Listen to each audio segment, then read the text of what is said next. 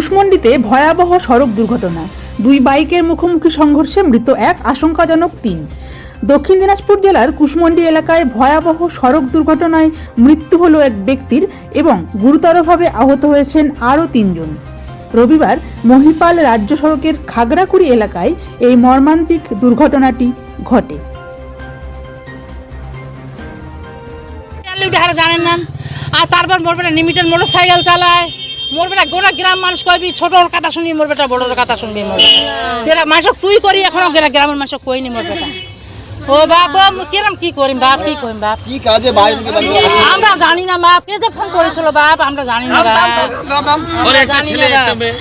হ্যাঁ, একটা ছেলে 14 বছর বয়স, আর ছেলের 8 বছর, ছেলের 8 বছর, মেয়ের 14 বছর বয়স। দুইটা একটা ছেলে একটা মেয়ে। ও বাবু আমরা শাস্তি চাই বাবু, আমরা শাস্তি চাই বাবু। আমরা জাহানারা খাতুন, আমরা মা, স্ত্রী। ও